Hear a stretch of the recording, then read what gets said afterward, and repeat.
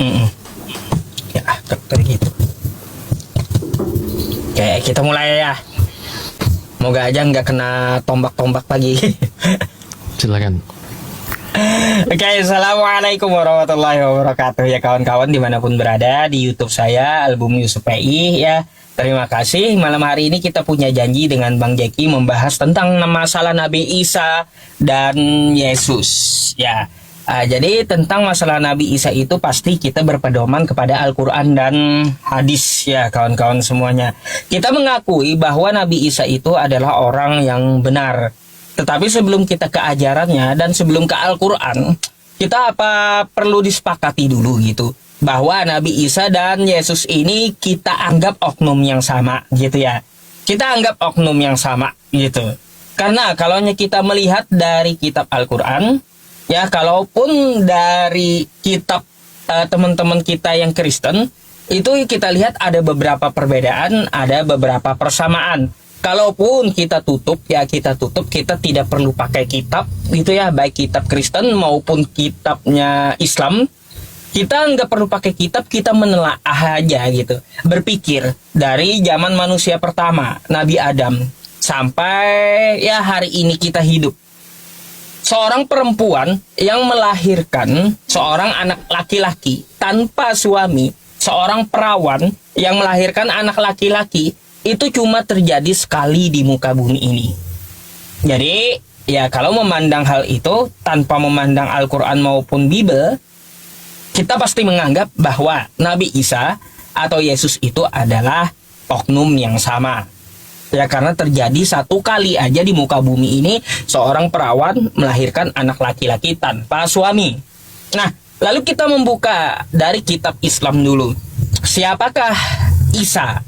Isa itu bergelar Al-Masih gitu ya teman-teman. Yang Al-Masih itu artinya dari kosakata masaha yaitu mengusap. Kenapa digelari Nabi Isa itu Al-Masih, sang pengusap? Karena rata-rata dia membuat mukjizat dengan cara mengusap gitu. Dan kita akui dia adalah seorang utusan Tuhan, Rasul Allah gitu. Itu tertera di dalam Quran surah Maryam ayat ke-30.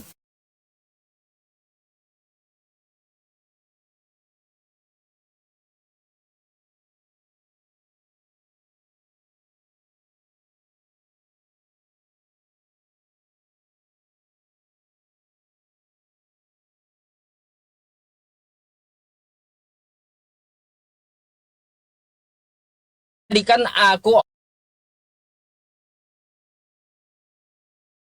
orang yang diberkahi dimanapun aku berada. Terus wabarom biwalidati,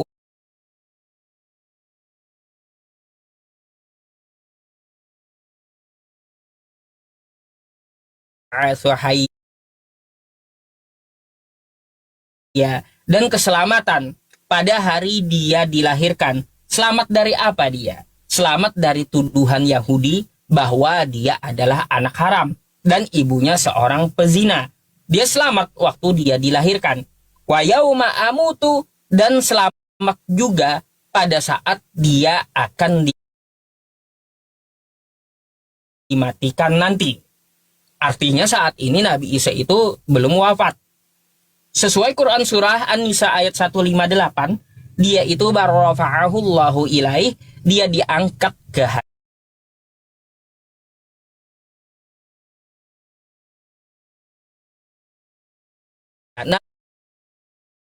Nabi Isa itu tidak wafat berdarah-darah. Wa yauma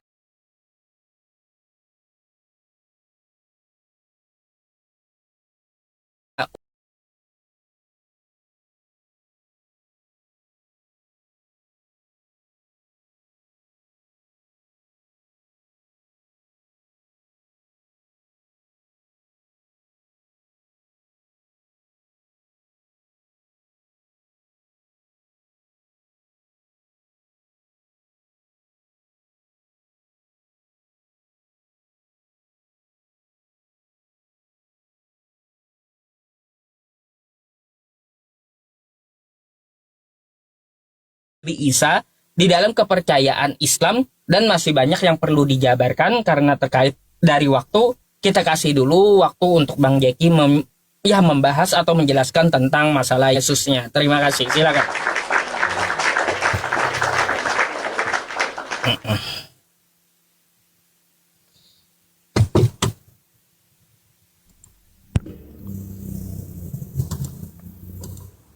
Oke. Mulainya gimana itu?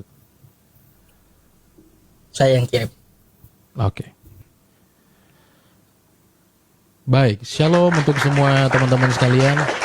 Dimanapun teman-teman berada, damai sejahtera dan sukacita dari Tuhan Yesus menyertai kita semuanya ya. Dalam kesempatan ini teman-teman, kita juga ada janji diskusi dengan Ustadz Yusuf PI ya. Nah, kita berterima kasih untuk kesediaan dan waktunya, dan saya ucapkan selamat malam untuk teman-teman yang ada di sini dan teman-teman yang ada di ruangannya Ustadz Yusuf PI ya. Ya, berbicara tentang Isa dan Yesus teman-teman, tentu saja tema ini sebenarnya sangat luas sekali ya. Sangat luas karena kita mau bahas sejarahnya, mau bahas penyaliban, mau bahas ajaran, atau mau bahas apanya itu sebenarnya sangat luas ya. Cuma nanti kita mengalir saja ya, saya coba mengimbangi. Dan kalau kita melihat teman-teman sekalian bahwa kita sebagai orang Kristen percaya bahwa Yesus Kristus sebagaimana Alkitab katakan bahwa dia dimulai bukan dari kemanusiaannya. Jadi selama ini yang kita melihat bahwa ada banyak teman-teman mengira kita mengukur Yesus, ya, melihat eksistensi Yesus itu baru ketika dia dilahirkan. Tetapi tidak melihat praeksistensi Yesus sebagai apa. Yang dimaksud praeksistensi adalah sebelum dia datang sebagai manusia. Acap kali kita sering menilai Yesus baru datang lahir sebagai manusia. Nah, di situ baru kita mengukur dia. Padahal di dalam iman Kristen bahwa Kristus itu sudah ada, atau Tuhan Yesus itu sudah ada bahkan sebelum dia dilahirkan. Yohanes 1 ayat 1 berkata bahwa pada mulanya adalah firman, firman itu bersama-sama dengan Allah dan firman itu adalah Allah. Jadi Alkitab tegas mengatakan firman adalah Allah. Nah, oleh sebab itu karena dia Allah maka dia kekal. Kalau dia Allah dalam keilahiannya maka dia adalah maha. Dan dikatakan di dalam Yohanes 1 ayatnya yang ke-14 pula, firman itu telah menjadi manusia. Ya, jadi diawali dari firman yang adalah Allah, baru dia mengambil wujud sebagai manusia. Nah, kesalahan kita seringkali juga dalam memandang Kristus, baik orang di luar Kristen maupun aliran-aliran bidat di dalam kekristenan, ya, itu memandang Kristus ya dari bawah ke atas. Misalnya, dia manusia yang jadi Allah, dia manusia yang jadi Tuhan. Jadi dari bawah, dari manusianya. Sementara dalam iman Kristen yang sejati itu dimulai dari atas, yakni firman Allah yang adalah Allah menjadi manusia. Jadi bukan dari bawah ke atas, tetapi dari atas ke bawah. Ya, dialah firman Allah yang mengambil rupa manusia. Nah, oleh sebab itu teman-teman sekalian bahwa kita tahu tujuan utama atau tupoksi utama kedatangan Sang Firman Allah ke dalam dunia ini adalah memberikan tubuh dan darah yang tanpa dosa, yang suci, karena hanya yang suci yang layak untuk menjadi penebus. Karena semua manusia telah berdosa dan telah kehilangan kemuliaan Allah, dikatakan dalam Alkitab. Oleh karena itu, teman-teman, tak satu pun kita bisa layak untuk menyelesaikan dosa kita di hadapan Allah, ya, karena tidak ada manusia yang tidak berdosa. Karena yang menyelesaikan dosa harus yang tidak berdosa. Di sorga ada yang tidak berdosa, tapi bukan manusia. Harus sekaligus yang membuat hukum dan harus sekaligus yang maha kuasa yang mau datang sebagai manusia. Itulah sebabnya bahwa dikatakan telah tiba waktunya Allah mengutus anaknya yang lahir. Ya, yang lahir. Jadi pengutusan itu untuk lahir. Yesus diutus untuk lahir. Maka itu tidak sesuai dengan kalau kita melihat jenjang kenabian pada umumnya. Ya, kalau nabi-nabi itu lahir, besar, dia belajar, diutus. Tapi Kristus, dia diutus untuk lahir. Ya, jelas ini sesuatu yang berbeda, teman-teman sekalian. Ya, berbeda dari manusia pada umumnya. Nah, oleh sebab itu Tuhan Yesus menjelaskan dari mana dia berasal sesuai dengan Yohanes 6 ayat 38. Dan tidak ada manusia yang pernah mengatakan ini. Tidak pernah ada manusia yang mengatakan ini. Di dalam Yohanes 6 ayat 38, Yesus berkata, "Aku telah turun dari sorga, bukan untuk melakukan kehendakku sendiri, tetapi untuk melakukan kehendak Dia yang mengutus aku." Jadi kehidupan Kristus dikatakan dia telah turun dari sorga. Nah, itu dia. Jadi itulah sedikit pandangan kekristenan dalam memandang Kristus di dalam pra-inkarnasinya. Seperti itu.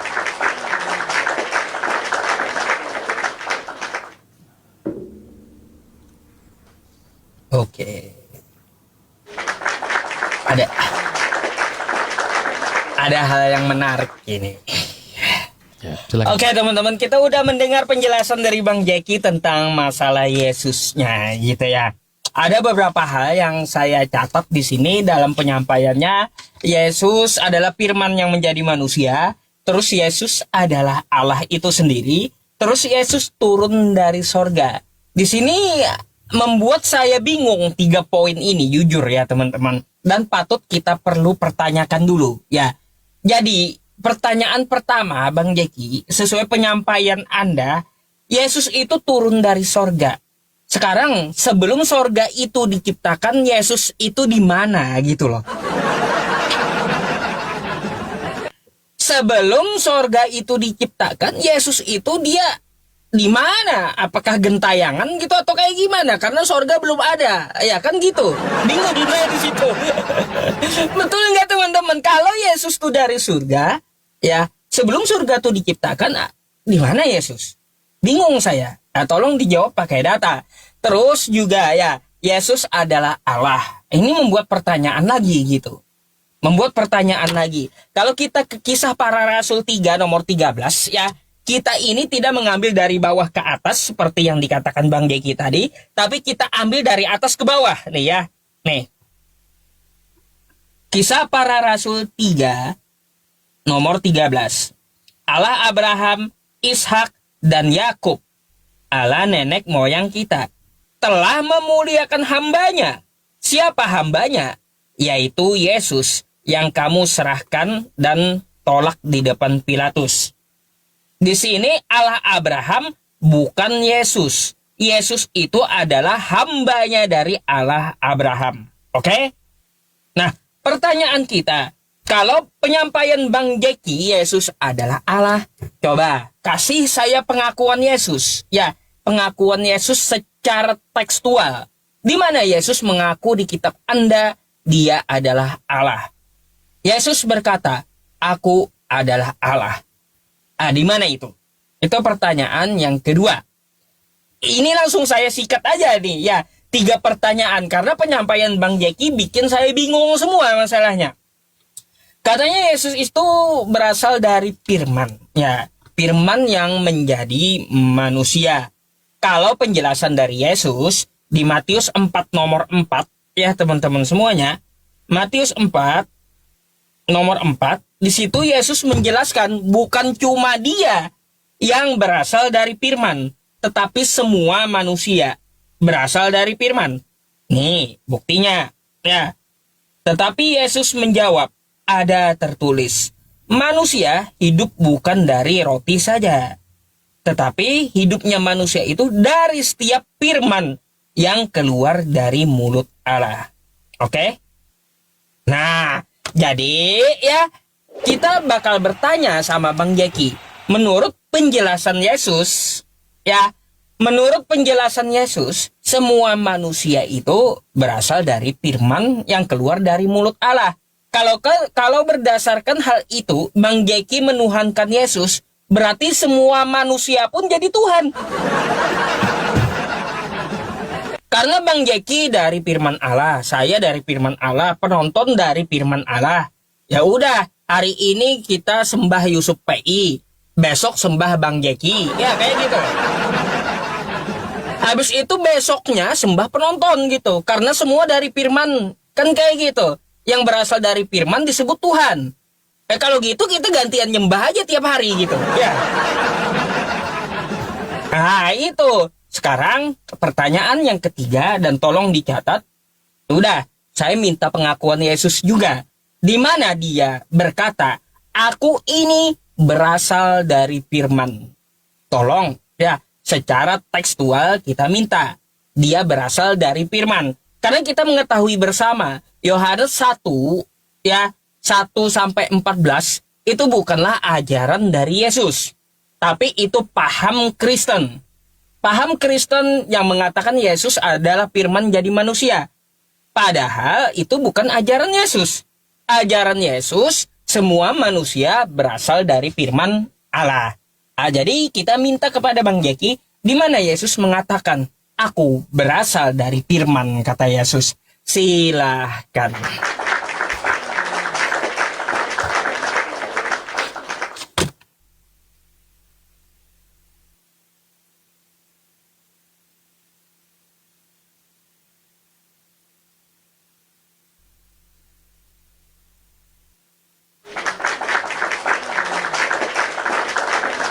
Belum muncul, tunggu ya. Mungkin Bang Jeki kalau muncul silakan duluan dipencet.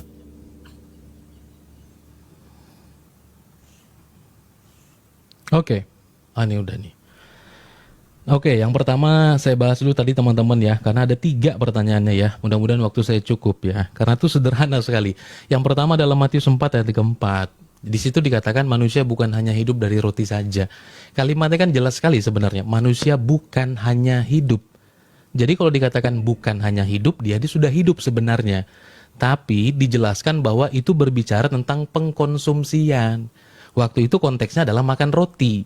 Ya, jadi ketika iblis berkata, "Ubahlah batu ini jadi roti," dalam Matius yang tadi Ustadz bawa, ya, iblis bilang, "Kalau engkau anak Allah," iblis saja tahu. "Kalau engkau anak Allah, ubah batu ini menjadi roti." Baru Tuhan Yesus bilang, manusia bukan hanya hidup dari roti saja. Itu konteksnya. Ya, jadi bukan bahwa semuanya jadi firman gitu loh. Ya, saya kira itu agak kurang masuk ya kalau kita mau menyerang di dalam tentang firman yang telah menjadi manusia itu tadi. Karena kalimatnya eksplisit sekali. Firman itu telah menjadi manusia. Jadi kita harus bisa membedakan firman menjadi dengan firman menjadikan. Nah, itu problem bahasa tuh. Itu sederhana sekali, teman-teman ya. Nah, kemudian dikatakan tadi dalam Kisah Para Rasul 3 ayat 11 ya, teman-teman. Kisah Para Rasul 3 ayat 11 di sana dikatakan bahwa Yesus adalah hamba. Tadi Bang Jeki bilang katanya dari sorga. Nah, itulah sebabnya teman-teman tadi saya katakan, teman-teman memulainya dari bawah. Itu problem yang sudah saya antisipasi itu. Pasti akan melihat dari bawah. Tuh hamba itu. Tidak disebut bahwa Allah Abraham, Ishak dan Yakub, tidak disebutkan di sana adalah Yesus misalnya. Nah, kita melupakan teman-teman sekalian ya. Kalau kita baca Alkitab secara komprehensif dalam Filipi pasalnya yang kedua, di sana dikatakan yang walaupun dalam rupa hamba tidak menganggap kesetaranya dengan Allah itu sebagai milik yang harus dipertahankan. Ya, teman-teman nanti buka dalam Filipi pasalnya yang kedua ya. Yesus memang dikatakan mengambil rupa seorang hamba. Jadi yang dimaksud dalam Kisah Para Rasul itu adalah tentang kemanusiaannya Yesus itu tadi. Di dalam kemanusiaannya Kristus, waktu dia datang sebagai manusia, dia bukan datang sebagai manusia ateis. Tapi dia datang sebagai manusia, di dalam kemanusiaannya, dia melakukan kehendak Bapa, karena Kristus adalah gambaran dari Adam kedua. Yang dimana Adam pertama itu gagal. Sehingga manusia semua jatuh dalam dosa. Tetapi melalui Kristus, kemanusiaan Kristus, semua kemudian kita memperoleh kasih karunia di dalamnya. Nah, itu tadi kalau berbicara tentang mengenai kata hamba, kami sepakat. Waktu Yesus datang dalam kemanusiaannya, dia betul-betul tunduk dan taat dalam kemanusiaannya untuk melaksanakan kehendak Bapa, termasuk merasakan sakit dan derita di atas kayu salib, dan dia melakukan itu karena kasih, teman-teman. Itu dia ya. Coba nanti yang ketiga saya coba nanti jawab ya, karena saya takut tidak mendapat bagian pertanyaan. Nah, jadi yang pertama begini Ustadz Yusuf, nanti 3 boleh diulang lagi yang ketiga tadi ya. Kalau kita berbicara tentang Isa dan Yesus, kalau tadi Ustadz Yusuf PI mengatakan bahwa memang ada satu-satunya peristiwa manusia yang lahir tanpa tanpa ayah, yaitu dikatakan Isa dan Yesus gitu kan, dan kita dalam perspektif disamakan. Nah, lalu misalnya gini, untuk apa sih? Ya, ini sederhana dulu ya teman-teman, sederhana dulu. Untuk apa sih misalnya Tuhan ya menghendaki di dalam Islam Isa itu lahir tanpa bapak, itu tujuannya apa? Ya, tujuannya apa itu?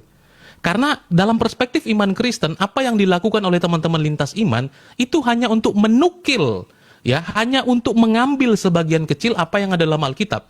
Karena apakah Ustadz Yusuf PI bisa menemukan nubuatan, ya, sebagaimana Alkitab bahwa mengenai Yesus yang lahir, ya, tanpa ayah misalnya, ya, disebut dari keturunan perempuan, itu ditemukan di dalam Al-Quran. Jadi kan adalah sebuah kisah yang ujuk-ujuk saja tentang kelahiran Isa ini tadi, yang tidak ada nubuatannya, tanpa bapak. Dan apa tujuannya dia lahir tanpa bapak? Itu yang pertama. Apa tujuan Isa lahir tanpa bapak? Kalaulah hanya untuk menunjukkan itulah bagian daripada mujizatnya dan dia tetap sebagai manusia, ya untuk apa mujizat itu? Maka kami menilainya bahwa ini hanya sebagai untuk peristiwa menukil atau menghilangkan bagian penting dalam iman Kristen, seperti itu. Dan yang kedua, ya terakhir dalam sesi ini, bahwa bisakah Ustadz menjelaskan mengenai silsilah daripada Nabi Isa misalnya yang disebut dalam Al-Quran, ya teman-teman, karena disebut ibunya adalah ada sesuatu yang lain gitu ya, binti Imron, seperti itu. Ini waktu saya kurang pas ya. Silakan. Oke. Ada satu yang belum saya jawab tadi Ustaz ya. Tidak apa-apa, silakan. Bapak. Baik, Bang Jeki, kalau Anda mintanya di Al-Quran silsilah Nabi Isa, Anda perlu tahu dulu, Al-Quran itu bukanlah kitab biodata seseorang atau kitab background seseorang yang seperti kitab Anda ya mengatakan inilah silsilah Yesus Kristus sampai ke atas. Beda kitab kita memang. Kalau kitab Anda kan kitab biodata dari Yesus, sedangkan Al-Quran itu kitab hukum yang diturunkan oleh Allah Subhanahu wa Ta'ala untuk seluruh manusia, bukan membahas background seseorang. Ngapain saya nanyain kan tentang masalah silsilah Yesus? Lebih baik saya nanyain silsilah Nabi saya di Quran. Tapi Al-Quran tidak berbicara, sekali lagi, berbicara masalah biodata seseorang. Masalahnya kayak gitu. Jadi hal yang lepas atau salah kalau Anda menanyakan silsilah Nabi Isa di Quran. Kayak gitu. Karena Al-Quran tidak akan pernah berbicara tentang masalah silsilah. Paling Al-Quran itu menyebutkan bin itu 2 kali. Orang tuanya sampai kakeknya. Setelah itu ke atasnya Al-Quran tidak akan menjelaskan lagi silsilahnya sampai ke atas. Karena yang dimaksudkan hanyalah satu oknum yang dimaksud dia yang dilahirkan dari perawan. Nah gitu. Oke. Yang kedua, dari pertanyaan Anda, buat apa katanya? Nabi Isa itu dilahirkan tanpa orang tua laki-laki. Kan gitu. Saya akan jawab pakai Al-Quran. Quran surah Al-Anbiya ayat 91. Nih ya teman-teman, dapat kita lihat semuanya untuk apa gitu. Dan ingatlah kisah Maryam yang telah memelihara kehormatannya. Lalu kami tiupkan ke dalam tubuhnya ruh dari kami. Kami jadikan dia dan anaknya sebagai tanda kekuasaan Allah yang besar bagi semesta alam. Gitu. Kenapa Nabi Isa itu dilahirkan dari perawan dan tanpa suami, tanpa orang tua laki-laki? Karena itulah tanda kekuasaan Allah ya. Untuk apa? Untuk seluruh manusia agar mengambil pelajaran bahwa aku mampu, ya, mampu sesuai apa yang aku ingin, kata Tuhan, di luar pemikiran kalian manusia. Atau ya, jadi guna ya untuk apa? Allah menunjukkan kekuasaannya dengan apa? Menciptakan Nabi Isa ya dari seorang perawan, dilahirkan dari seorang perawan. Jadi seperti itu. Dari sisa waktu saya, ini saya perlu tunjukkan dulu ke Bang Jeki ya. Karena Bang Jeki menjawabnya lepas konteks saya rasa dari tadi. Yang kita pertanyakan di awal ya. Bang Jeki menyampaikan Yesus dari firman. Pertanyaan kita, mana pengakuan Yesus berasal dari firman? Ini nggak dijawab. Terus katanya Yesus adalah Allah. Mana pengakuan Yesus dia adalah Allah. Gitu. Terus Yesus telah turun dari sorga. Mana jawabannya? Sebelum ada sorga, Yesus di mana? Apakah Yesus gentayangan? Kan gitu. Tolong dijawab dulu gitu. Dijawab dulu ya. Ini yang utama ini dulu. Saya mau tahu tempat Yesus ini di mana gitu. Yesus telah turun dari sorga. Sebelum sorga ini diciptakan, di mana Yesus bertempat? Nah gitu. Kalau Tuhan Anda itu bertempat, maka akan saya tanyakan, sorga ini adalah ciptaan Tuhan. Sebelum sorga diciptakan, di mana Yesusnya? Oke Bang Jeki, saya harap dijawab dulu 3 hal itu. Tadi memang saya memberikan beberapa ayat untuk sebagai penguat. Bukan berarti ya ayat dari yang saya berikan itu menjadi pertanyaan saya, bukan. Yang menjadi pertanyaan saya 3 poin ini. Di mana pengakuan Yesus dia adalah Allah? Di mana pengakuannya dia berasal dari firman, dan di mana Yesus itu ketika sorga belum diciptakan. Oke? Karena dia kita mengetahui ini, kan saya kasih ayat lagi. Aku ada sebelum Abraham ada, kan katanya kayak gitu. Artinya lebih duluan dong. Sebelum sorga diciptakan dia di mana? Itu yang kita tanyakan. Silakan dijawab memakai data ya. Terima kasih.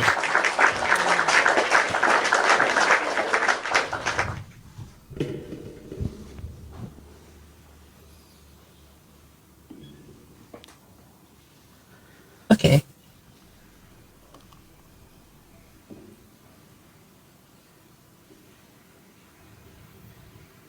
Sabar ya kawan-kawan. Belum muncul. Belum muncul.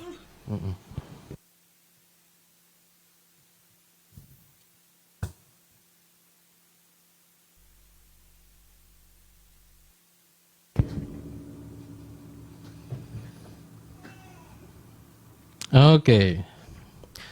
Jadi teman-teman tadi sudah, itu kalimatnya jadi berubah lagi. Yesus berkata, di mana di Yesus katakan aku dari firman. Kalimatnya bukan begitu Ustaz. Kalimatnya Yesus adalah sang firman Allah itu. Makanya tadi saya katakan kita harus bisa membedakan firman menjadi dengan firman menjadikan. Itu sesuatu yang berbeda itu. Mazmur 33 ayat 6 misalnya. Lihat nih teman-teman ya. Mazmur 33 ayat 6 dikatakan, oleh firman Tuhan langit dijadikan, oleh nafas dari mulutnya segala tentaranya. Jadi kalau dikatakan bahwa Yesus dari firman, itu maknanya jadi berubah. Ya kan? Tapi Yesus saya katakan, Yohanes 1 ayat 1 itu perlu diperhatikan kalimatnya. Kadang-kadang memang suka agak lost di situ. Yesus itu adalah firman yang menjadi. Ya, bukan firman yang menjadikan kalimatnya di situ. Firman menjadi. Jadi sang firman Allah itu mengambil natur manusia. Atau yang kita sebut dengan inkarnasi. Itu tadi. Ya, nah oleh karena itu teman-teman sekalian, waktu yang tadi saya jelaskan mengenai apa namanya Matius 4 ayat 4 itu tadi, itu konteksnya berbeda. Kalau konteks itu bertanya bahwa pertumbuhan manusia itu bukan hanya dari roti, tapi juga disebut pertumbuhan manusia oleh perkataan firman Allah. Itu yang Tuhan Yesus maksud gitu ya. Nah, kemudian tadi dikatakan bahwa pengakuan Yesus adalah Allah. Nah, ini tadi saya katakan juga problemnya bahwa teman-teman menilai melihatnya kemanusiaan Yesus. Tetapi yang mau diukur adalah keilahiannya. Jadi maksudnya gini, yang dilihat Yesus yang datang sebagai manusia, tapi kita mau ukur dia di dalam keilahiannya. Kalau mau ukur dia dalam keilahiannya, maka semua atribut keilahiannya itu adalah dia. Karena waktu Yesus datang sebagai manusia, dia membatasi diri. Dalam Filipi pasal yang kedua tadi saya katakan, ya, yang walaupun dalam rupa Allah, dia tidak menganggap kesetaraannya dengan Bapa itu sebagai milik yang harus dia pertahankan, ya, melainkan dia mengosongkan dirinya. Itu Filipi 2, teman-teman, ayat 6, 7 dan 8. Itu teman-teman lihat, ya. Nah, maka daripada itu bahwa di dalam kemanusiaan Kristus kalau kita lihat mana kemahaannya, mana ininya, mana itunya. Nah, yang dilihat kemanusiaannya. Gitu loh. Nah, maka itu saya katakan bahwa waktu kita melihat Yesus dalam kemanusiaannya, ya yang kita lihat adalah dia sebagai manusia. Karena di dalam kemahaan, ya itu tidak kelihatan. Karena dia adalah sang firman Allah itu tadi. Yang kemudian, yang kedua, ya tadi berbicara mengenai sorga. Tuh teman-teman sekalian ya, mengenai sorga. Tadi pengakuan Yesus ya teman-teman sekalian, pengakuan Yesus. Nah, maka kalau teman-teman lihat misalnya di dalam Wahyu 1, ya, Wahyu 1 ayat yang ke-8 ya. Teman-teman bisa lihat dalam kitab Wahyu misalnya ya, bahwa dia berkata dia adalah Alfa dan Omega, yang awal dan akhir, yang maha kuasa. Itu pernyataan Tuhan Yesus kepada Rasul Yohanes di Pulau Patmos.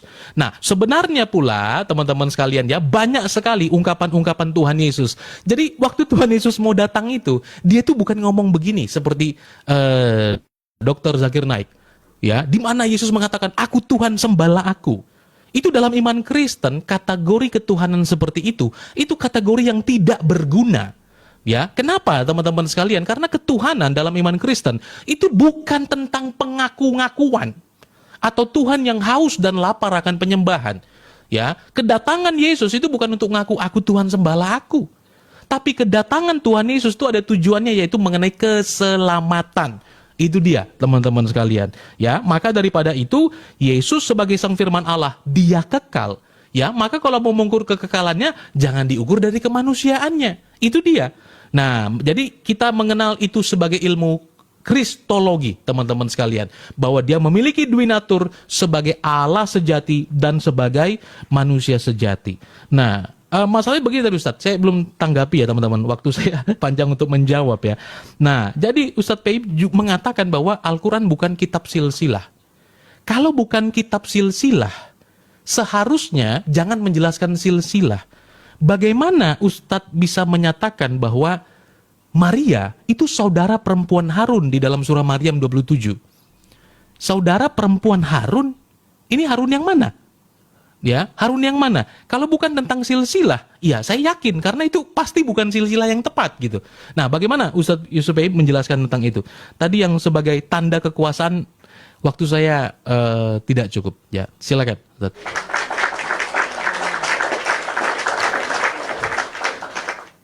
Baik, baik.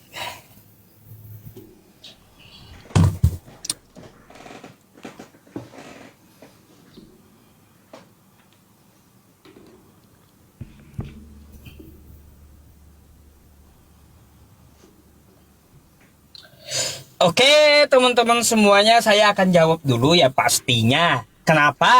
Tentang masalah Al-Quran kita, di situ dikatakan, ya ukhta Harun, ya ukhta Harun, ma kana abuki imra'a sau'i wa ma kanat ummuki baghiya.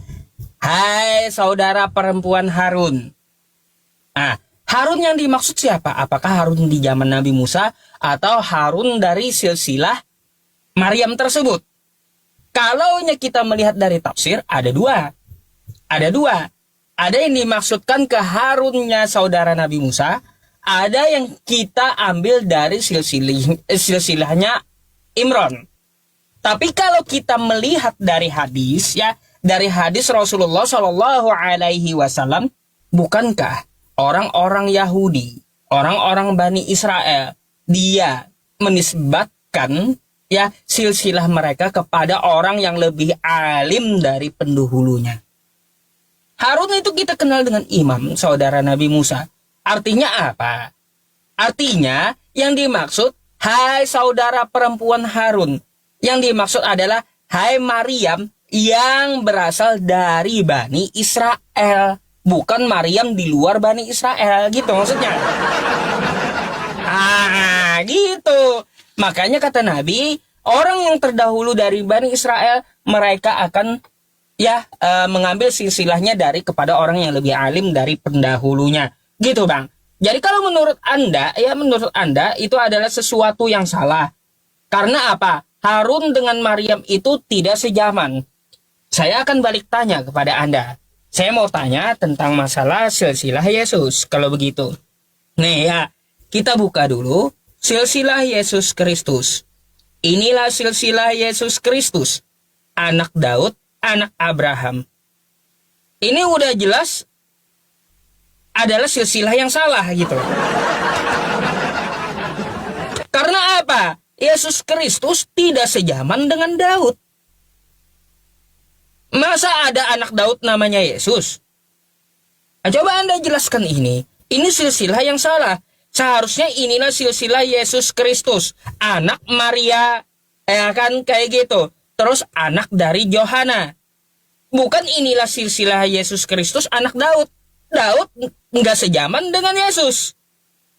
Gitu. Kalau menurut Anda saudara perempuan Harun tadi tidak sejaman dengan Maria. Jadi seperti itu. Coba Anda jelaskan. Itu Yesus mana lagi anak Daud itu? Saya heran juga tuh. Gitu. Terus Bang ya, dari tadi saya lihat Anda tidak menampilkan satu ayat pun dari 3 pertanyaan saya. Tapi Anda menyampaikan permasalahan kritiknya. Retorikanya seperti apa gitu. Yang belum Anda jawab juga, sebelum sorga ada, itu Yesus di mana? Itu belum Anda jawab sama sekali itu. Tapi kalau dari tanggapan Anda ya, Yesus itu adalah firman. Itu kan ideologinya dari Yohanes. Kita dapat mengetahui firman menjadi manusia itu bukan ajaran Yesus, kata saya kan gitu. Yohanes 1 pasal 1. Kan kayak gitu. Firman yang menjadi manusia.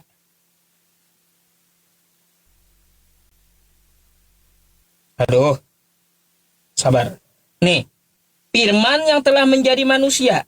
Ini kan bukan ajaran Yesus tapi tulisan dari Yohanes. Nah, di sini yang Anda katakan tadi nomor 14-nya ya. Firman itu telah menjadi manusia. Yang tulis adalah Yohanes. Saya mau tanya dulu. Kapan Yohanes ini lihat firman jadi manusia? Tahun berapa? Di mana? Tanggal berapa? Hari apa? Sehingga dia berani menyatakan firman itu menjadi manusia. Berarti dia lihat dengan mata kepalanya sendiri. Firman ini berubah gitu. Nah, kan gitu. Jadi saya mau tahu Yohanes ini kapan lihat firman jadi manusia ini. Sehingga dia berani mengajarkan firman itu jadi manusia. Padahal Yesus tidak ada mengaku berasal dari firman. Atau Tuhan tidak ada mengaku.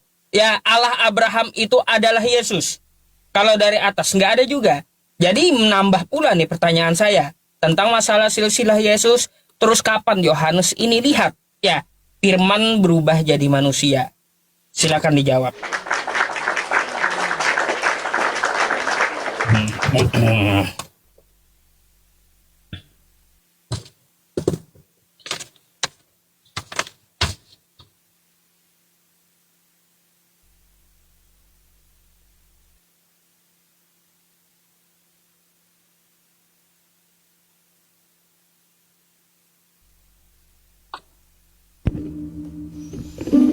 Oke. Nah, teman-teman sekalian, sekali lagi ya, bahwa begini, Injil Yohanes itu bukan ditulis oleh orang-orang yang tidak ketemu dengan Yesus, yang tidak sezaman dengan Yesus. Itu muridnya. Ya, itu muridnya. Nah, lalu kemudian Ustadz Yusuf PI mencoba untuk menerapkan sebuah kategori yang kalau itu dibalik tuh, wah, itu bisa kerepotan tuh Ustadz Yusuf PI ya. Karena kalau kategorinya kapan dia mendengar, diucapkan segala macam. Karena di dalam Al-Quran pun juga kalau kita terapkan kategori itu misalnya, itu bisa bermasalah itu. Ya, karena tidak ada satupun wahyu. Tapi kenapa kategori itu harus diterapkan? Kami menjawab itu jadi jauh lebih mudah sebenarnya karena Yesus Kristus ya dan Yohanes itu adalah orang yang sezaman dan itu adalah muridnya. Di dalam ini masalahnya saya harus bolak-balik kamera seperti itu atau gimana ya? Karena tadi kan juga saya ngomong data ya, tapi supaya teman-teman melihat juga lah, tidak apa-apa ya. Ungkapan daripada Rasul Yohanes, teman-teman. Ini orang murid Tuhan Yesus, bukan orang yang halu atau bukan orang yang tidak pernah ketemu Yesus. Ya, teman-teman, sebentar ya. Duh, ini ngezoomnya gimana nih? Oh, nggak bisa nih, teman-teman, nggak bisa ngezoom ya. Sorry. Ya, saya bacakan di sini, teman-teman. Ya, ini Injil Yohanes. Ya, Injil Yohanes. Jadi jangan ditanya bahwa itu kan pendapat Yohanes, itu muridnya. Ya, itu muridnya Yohanes, teman-teman sekalian. Ya, nih kita bacakan ya. Dikatakan dialah murid yang memberi kesaksian tentang semuanya ini dan yang telah menuliskan, dan kita tahu bahwa kesaksian itu benar. Masih banyak hal lagi yang diperbuat oleh Yesus. Tetapi kalau semuanya itu harus dituliskan satu persatu, maka agaknya dunia ini tidak akan memuat semua kitab yang harus ditulis itu. Jadi bagaimana Rasul Yohanes menuliskan Injilnya, ya, itu adalah penjelasan kepada kita yang cukup membuat kita memahami tentang siapa itu pribadi Yesus. Karena dia bukan orang yang tidak pernah ketemu. Bukan orang yang tidak pernah lihat itu. Ya, itu muridnya, teman-teman sekalian. Ya, maka kita bersyukur bahwa dalam iman Kristen, ya, kita bukan dipaksa beriman kepada kitab-kitab, tapi kita punya kitabnya, yaitu kitab Injil. Sehingga kita bisa mengetahui, ya, bagaimana keterangan dari murid-muridnya, teman-teman. Secara khusus daripada Rasul Yohanes itu sendiri. Nah, maka kalau tadi dikatakan bahwa Yohanes 1 ayat 1 itu adalah sudut pandang dari Yohanes, katakanlah saya mengikut pola pikir Ustadz Yusuf PI, itu jauh dapat bisa diterima. Saya belum ngomong makna teologisnya. Kenapa? Karena yang ngomong muridnya. Ya, yang ngomong adalah orang yang bersama-sama dengan Yesus. Bukan orang yang diantah-berantah yang ratusan tahun berusaha menjelaskan tentang Tuhan Yesus dan salah. Ya, nah itu dia teman-teman. Saya takut tidak kebagian waktu ya. Nah, Ustadz Yusuf PI seharusnya percaya bahwa Maryam, Isa itu adalah Bani Israel. Ya toh, Bani Israel. Sejak kapan Bani Israel ya menyematkan nama silsilahnya dengan model tadi seperti yang Ustadz PI katakan tuh. Ya, modelnya dia menyematkan kepada nama orang alim misalnya. Ya, yaitu tadi adalah Imron. Ya, adalah Imron. Maka tadi kalau Ustadz pengen mengatakan bahwa ini bukan kitab silsilah misalnya, ya, bukan kitab silsilah. Loh, lalu mengapa menuliskan tentang Imron? Alasannya itu apa? Ya, alasannya apa? Apakah apakah orang saleh waktu itu hanyalah Imron atau seperti apa? Ya, nah, karena kalau dia adalah Bani Israel misalnya, seperti Yesus tadi menyebutkan di dalam silsilah. Tadi itu kan rangkuman bahwa dia adalah anak Daud, anak Abraham yang disebutkan dalam Lukas itu tadi. Lalu kan di bawahnya mau dijelaskan. Di awal dijelaskan tentang rangkuman ya, dan kemudian dijabarkan di bawah. Jadi diterangkan. Lalu mengapa kemudian kalau Isa adalah Bani Israel, ya, Bani Israel, Maryam adalah Bani Israel, mengapa menulis silsilah seperti itu? Ya, silsilahnya kenapa jadi seperti itu? Yang kedua nih, teman-teman, nanti tolong diulang kalau apa yang saya tidak sempat jelaskan ya, karena saya dikejar waktu. Pertanyaan adalah begini, teman-teman. Teman-teman Islam percaya bahwa Isa menerima kitab. Betul ya? Nah, Isa menerima kitab yaitu Injil. Bisakah Ustadz Yusuf PI menyebutkan ya di surah berapa, ayat berapa bahwa Isa itu menerima Injil?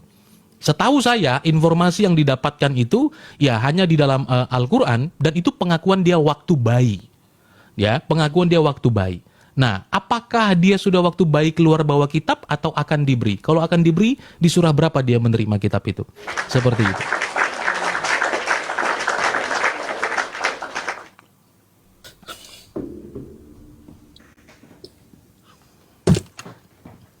Silakan, Ustaz. Oke.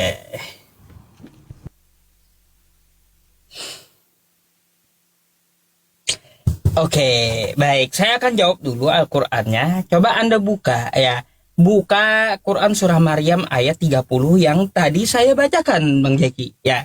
Qala inni abdullah ataniyal kitaba wa ja'alani nabiyya. Di situ dapat kita ketahui dalam bahasa Arab itu ada namanya fi'il mudhari, kejadian yang akan datang. Artinya Nabi Isa bukan bawa kitab ketika dia lahir. Tetapi Nabi Isa itu dia diangkat jadi nabi dan mempunyai satu kitab dari pemberian Tuhan. Nah tuh, saya bukakan aja biar kita ngerti bahasanya ya teman-teman semuanya. Nih, ya. Nih. Qala inni abdullah ataniyal kitaba. Di sini ataniyal kitaba. Lagi-lagi kita dapat melihat kosakata yang di sini sampai waja'alani ya. Ini adalah fi'il mudhari. Yang artinya itu apa? kejadian yang akan datang yang diceritakan oleh Nabi Isa ini. Bukan dia ucu-ucu bawa kitab dari dalam perut, bukan. Kayak gitu kalimatnya bang ya. Ja'alani ini fi'il madi ya teman-teman. Madi apa mudhari ya? Bentar ya. Jadi di sini kita bahas lagi wa ja'alani mubarakan ainama kuntu wa awsani. Jadi dapat kita lihat di sini kosakatanya itu berbeda, Bang. Berbeda karena apa? Berbeda, bahasa Arab itu mempunyai 3 fiil. Ada madi, ada mudhari, ada amar gitu. Ada kata perintah. Nah di sini Nabi Isa sudah menubuatkan semenjak dia dari bayi bahwa dia akan diberikan sebuah kitab. Udah sejak zaman bahula dia bilang. Nah kayak gitu ya. Jadi seperti itu dalam bahasa Arab. Sorry.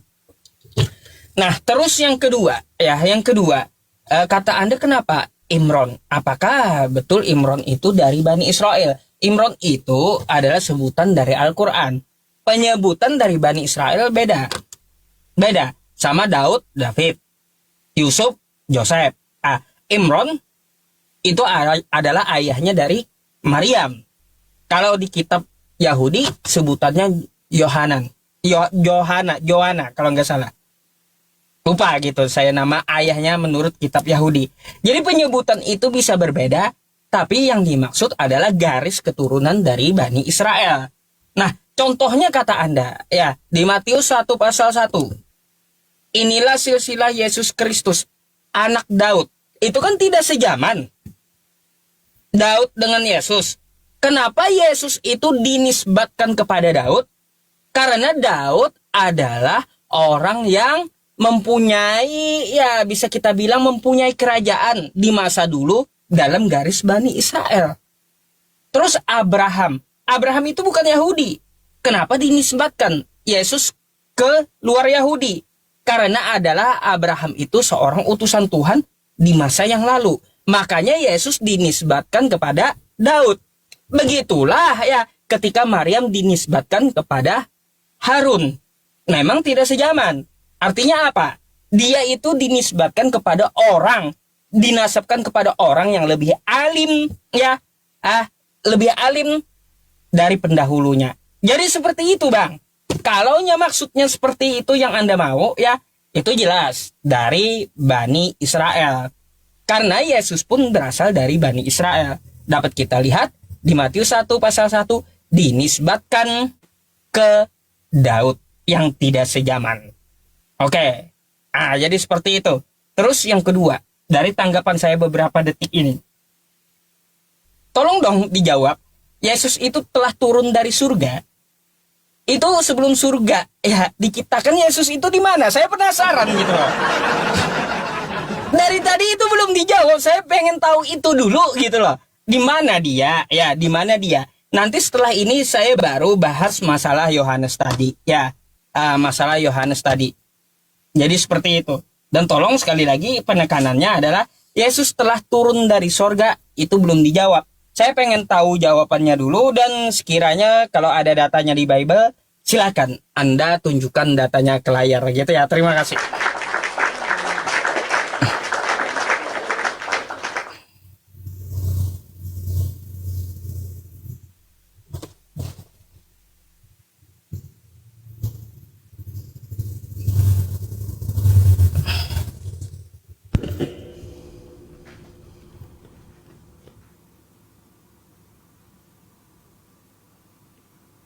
Silakan.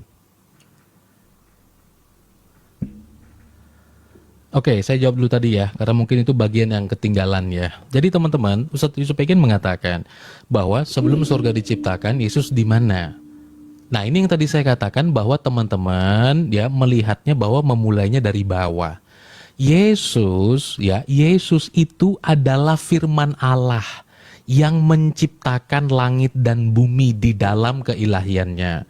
Kalau teman-teman terdata sebentar ya teman-teman. Kalau saya sebut, saya takutnya saya kurang terbiasa untuk ngebolakan begini teman-teman. Ya, Kolose 1 ayat 16 ya teman-teman.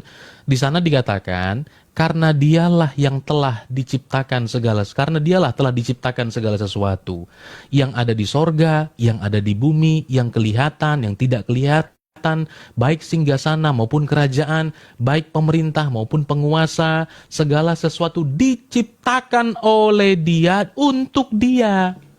Nah, jadi kalau teman-teman, ya, tolong ya ayatnya di-save ya, biar saya cepat balik ya. Jadi kalau kita mengatakan bahwa Yesus turun dari sorga itu tadi dimaknai adalah kemanusiaannya yang turun, teman-teman, ya itu kan sesuatu yang keliru. Nah, maksudnya adalah bahwa Dia yang adalah Allah tersebut, karena arti sorga itu kan juga artinya langit, teman-teman. Ya, awan, itu diartikan sorga, ya, teman-teman. Jadi tidak langsung merujuk kadang-kadang kepada tahta Allah atau kemuliaan Allah, kehadirat Allah. Justru di sana dikatakan bahwa Dia yang menciptakan itu semua. Ya, tolong dibaca tadi Kolose 1 ayat 16 ya. Sebenarnya ada beberapa lagi. Nah, maka daripada itu teman-teman, ya, Kolose 1 ayatnya yang ke-16 tadi, itu satu ayat saja untuk menjelaskan bahwa Yesus Kristus kan menciptakan segala sesuatu di dalam keilahiannya, sebab Dia sang firman Allah. Ya, di dalam sang firman Allah, maksud saya dialah sebagai firman Allah, Dia menciptakan. Ya, Dia yang menciptakan. Nah, kalimat tersebut dijelaskan oleh Yohanes, ya, sebagai muridnya, kan Yohanes dari bumi.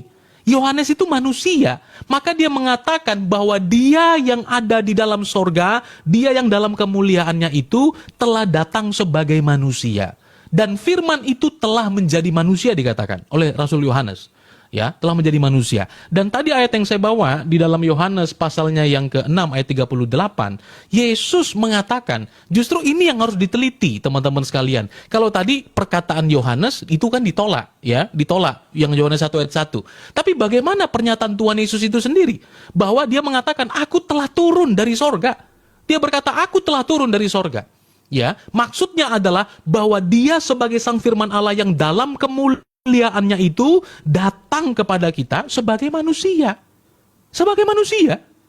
Nah, maka itu tadi teman-teman sekalian, kalau dikatakan ini diciptakan dari mana, itu menjelaskan bahwa Dia bukan di dalam atau seperti kita. Di bagian yang lain, Yesus berkata, kamu dari bawah, aku dari atas. Kamu dari dunia ini, aku bukan dari dunia ini. Tuhan Yesus katakan. Saya bawakan lagi ayatnya teman-teman ya, supaya teman-teman lihat sebentar ya. Bentar.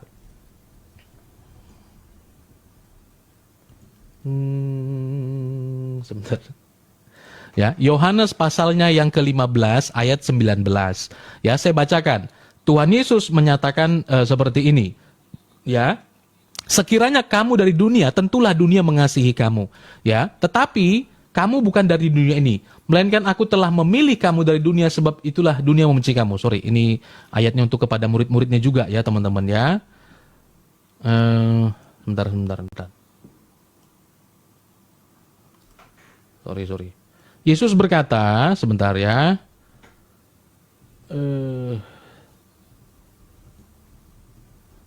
Tantan. Saya sampaikan satu dalil ini aja, ya. Di dalam Injil Yohanes pasalnya yang ke-8 ayat 23. Ini sebagai yang terakhir. Saya katakan, Yesus berkata, Yohanes 8 ayat 23. Lalu Ia berkata kepada mereka, kamu berasal dari bawah, aku dari atas. Kamu dari dunia ini, aku bukan dari dunia ini. Itu kata Tuhan Yesus. Ya. Nah, jadi itu semua hal menjelaskan tentang bahwa keberadaan Yesus itu bukan baru dimulai ketika Dia datang sebagai manusia. Tapi itu sudah dimulai bahwa Dia ada di dalam kekekalan itu tadi. Jadi kalau kita melihat bahwa sorga itu diciptakan, Dia di mana loh? Dia yang menciptakan segala sesuatunya gitu loh. Ya, Dia menciptakan segala sesuatunya. Seperti itu, waktu saya sudah habis. Saya belum pernah nanggapin pertanyaan. Ya, silakan. Oke. Bentar. Dari jawaban Anda malah tambah bingung saya. Oke, kata Anda bukan Yesus, tapi Dia sejak dalam kekekalannya. Ini Tuhan dengan surga duluan mana? Apakah surga ini waktu Tuhan ada, surga juga sudah ada tanpa diciptakan? Atau surga dengan Tuhan ini duluan mana gitu? Kalau duluan Tuhan, yang saya tanyakan ya, ini bukan Yesus, Tuhan yang dalam kekekalan tadi kata Anda. Kalau duluan Tuhan, ya daripada sorga, sebelum dia menciptakan sorga, Tuhan Anda itu di mana? Itu yang saya maksud, bukan cuma Yesusnya. Terus ya yang berkaitan tentang masalah ini, kalau muridnya ya Yohanes itu muridnya Yesus dan sejaman dengan Yesus, ketika Yohanes menuliskan firman jadi manusia, itu dia ambil dari kesaksian dia. Apakah itu dari Yesus? Kalau itu dari Yesus, kapan Yesus mengaku? Makanya saya tanyakan tadi, dari mana Yesus mengaku dirinya berasal dari firman? Kapan itu terjadi? Dia mengatakan kepada Yohanes, aku berasal dari firman. Itu yang saya tanyakan dari tadi. Kalau Yohanes itu adalah muridnya Yesus, kapan Yesus ngomong kepada Yohanes, ya, kapan? Bahwa konfirmasi atau verifikasi dari Yesus, betul firman itu telah menjadi manusia. Gak mungkin dong, ya lebih tahu Yohanes daripada Yesusnya. Gak mungkin, Bang. Anda, ya dengan saya, nih contohnya, tentang diri saya, ya, pasti saya lebih tahu tentang diri saya daripada Anda. Begitu juga Yohanes dengan Yesus. Pasti lebih tahu Yesus tentang dirinya daripada Yohanes. Kalau Yohanes menuliskan firman jadi manusia, di mana Yesus mengatakan kepada Yohanes, aku berasal dari firman yang jadi manusia. Kapan itu terjadi? Tanggal berapa, tahun berapa? Yesus ngaku kepada Yohanes seperti itu. Itu yang kita cari. Kalaupun Anda mengatakan, coba kalau kita banding dengan Nabi Muhammad, tidak ada saksi itu Nabi Muhammad terima wahyu. Kan kayak gitu. Di dalam gua. Yang di dalam gua itu cuma 5 ayat. Ya, sisanya Aisyah tuh, lihat waktu wahyu turun. Aisyah istri Nabi tuh lihat. Sahabat-sahabatnya juga lihat ketika wahyu itu diturunkan. Hadisnya ada. Gitu. Jadi kalau yang di dalam gua yang Anda masalahkan, kalaunya kita mau rame-rame, ya mau rame-rame ke dalam gua, kita ini mau terima wahyu atau mau kondangan gitu di dalam gua. Coba Anda ke Yohanes 17 nomor 8. Saya akan kembalikan pertanyaan Anda tersebut ya, tentang masalah penerimaan wahyu dari Yesus ini, ya. Nih kata Yesus, ya, kayak gini. Sebab segala firman yang engkau sampaikan kepadaku, kata Yesus, telah kusampaikan kepada mereka. Dan mereka telah menerimanya. Pertanyaannya gini, Bang, ya. Kapan dan siapa saksinya Yesus ya dilihat menerima firman? Siapa saksi Yesus terima firman gitu loh? Karena Yesus terima firman dari Tuhannya yang telah disampaikan oleh Yesus. Ini siapa saksinya? Ya, Yesus terima firman. Kapan terjadinya? Kalau Nabi Muhammad kan terima firman dari Tuhan, ya di dalam goa Anda tahu sendiri. Waktu mereka di tengah sahabatnya, waktu Nabi di tengah sahabatnya, waktu istrinya melihat penurunan firman atau wahyu. Itu jelas kalau Nabi Muhammad. Ini Yesus terima firman ini siapa saksinya dan kapan gitu loh. Saya heran.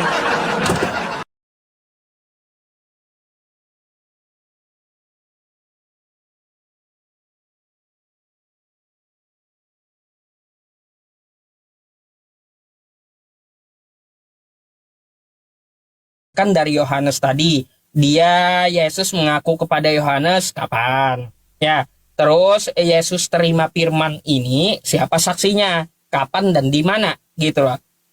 Karena tiba-tiba di sini Yesus menyampaikan dia terima firman dan telah disampaikan firmannya itu kepada murid-muridnya. Gitu, Bang. Tolong dijawab. Terima kasih.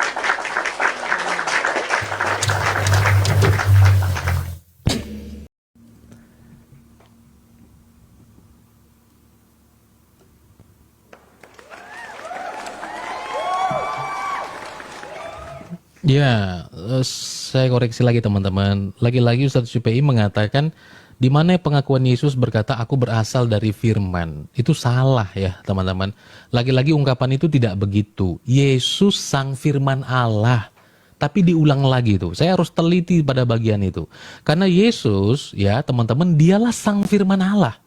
Ya, jadi bukan di mana pengakuan Yesus aku berasal dari firman itu salah. Ya kan? Yang benar adalah Yesus sang firman Allah. Itu yang betul. Sang firman Allah itu yang turun datang mengambil rupa manusia. Itu dia, teman-teman sekalian ya. Nah, saya tanggapi dulu nanti takut saya lupa. Yang pertama, Ustadz Yusupei, tadi kan saya tanya mengenai Isa itu menerima kitab. Dan betul ya, seperti jawaban ada teman-teman yang lain, itu mengatakan akan. Ya, akan menerima kitab. Jadi Isa sudah ngomong sejak bayi bahwa dia akan, saya pakai kalimat itu, dia akan menerima kitab. Pertanyaan saya, di surah berapa Isa itu menerima? Kalau akan, berarti itu sifatnya dia future bentuknya, yang akan datang, ya toh, yang akan datang. Nah, maka pada bagian mana? Pada bagian mana surah berapa Isa menerima kitab itu? Ya. Nah, Isa menerima kitab itu. Itu di bagian mana? Itu dia tadi, teman-teman sekalian ya. Di bagian mana? Saya nanti kalau ke penyaliban nanti panjang sekali topik kita, ya. Nah, itu dia. Maka di bagian mana surah berapa Isa itu menerima kitab? Gitu kan? Nah, menerima kitab. Karena saya dari tadi mengatakan bahwa ini sebuah kisah yang seolah-olah ingin direkonstruksi ulang, ya, teman-teman, tapi kurang tepat. Dimulai tadi dari silsilah, saya jelaskan teman-teman sekalian ya, dari silsilah kenapa Imron dan sebagainya, ya, itu juga kan alasan bukan alasan keyahudian itu, ya. Tadi dikatakan Daud, mengapa dia juga dikatakan itu dari suku Yehuda, suku Yehuda itu suku bangsa Israel, ya. Nah, maka dari jalur itu juga disebutkan silsilah itu, Yesus dari suku Yehuda. Ya, dari suku Yehuda. Nah, sementara Imron tadi itu seperti apa? Ya, itu dari sukunya atau tidak? Ya, maka nanti akan kembali kepada penjelasan bahwa oh, ini kan atau seperti apa gitu teman-teman ya. Saya nggak tahu. Nah, itu tadi pertama bahwa mengenai kitabnya, ya, di surah berapa dalam Al-Qur'an Isa menerima kitab, ya, yang namanya kitab Injil menurut keyakinan teman-teman. Ya, seperti itu. Dan tadi misalnya dikomparasi nih, saya mohon izin menyampaikan ya, ketika tadi Ustadz Pei mengatakan bahwa yang melihatnya juga ada Aisyah, misalnya begitu. Ya, tapi apakah ini nyambung atau tidak? Saya hanya mau menyampaikan misalnya di dalam sebuah riwayat dikatakan dalam Sahih Bukhari nomor 4414. Di sana saya bacakan riwayatnya saja, misalnya ya supaya tidak panjang-panjang. Aisyah berkata bahwa saya tidak melihat Robmu kecuali sangat cepat memenuhi keinginan Anda. Atau terjemahan lain mengatakan memenuhi hawa nafsumu atau keinginanmu. Ya, teman-teman, karena konteksnya di situ berbicara bahwa beliau itu boleh bersama dengan siapa saja, wanita pun mau menyerahkan diri juga boleh. Lalu kemudian respon daripada Aisyah, istri Nabi Bang Yusuf, ya, mengatakan, aku tidak pernah lihat Robmu kecuali sibuk atau cepat memenuhi keinginanmu. Nah, itu disampaikan. Apakah itu tadi berbicara tentang wahyu juga atau tidak? Itu kalau mau dibandingkan teman-teman sekalian ya. Nah, kemudian tadi berbicara juga mengenai ungkapan masih ya teman-teman, Yohanes juga begitu. Ya, Yesus dikatakan segala firman yang kau berikan kepadaku telah aku sampaikan kepada mereka. Terus yang Ustadz tanya bahwa kapan, detik berapa, jam berapa, ya, saya kira itu pertanyaan yang tidak relevan teman-teman sekalian. Jadi kalau kita mau nyampaikan pertanyaan, ya, itu kronologisnya, ya, tentu saja itu tidak bisa kita jelaskan. Kalau kita balik juga nggak akan bisa dijelaskan itu, ya. Tapi yang bisa kita sampaikan adalah bahwa tidak ada yang lebih tepat, tidak ada yang lebih tepat kecuali percaya kepada Injil Yohanes, ya, karena ini muridnya. Ini muridnya. Bagaimana mungkin ya ada satu kitab mau menerangkan sesuatu yang ratusan tahun setelah dia, gitu loh. Jadi itu jelas tidak bisa. Dan Rasul Yohanes, baik manuskripnya maupun pribadinya, adalah orang yang berjumpa dengan Yesus. Tadi saya sudah jelaskan di dalam Yohanes pasalnya yang terakhir itu. Ya, teman-teman boleh lihat. Masih banyak yang disampaikan oleh Tuhan Yesus kepada mereka, kepada Rasul Yohanes. Tapi kalau semuanya itu mau ditulis, ya tidak cukup. Ya, maka kita percaya ya bahwa pengilhaman Allah kepada Yohanes itu benar, tidak ada cara lain seperti itu.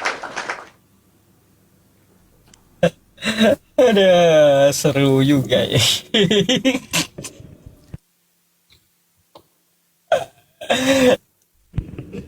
Silakan.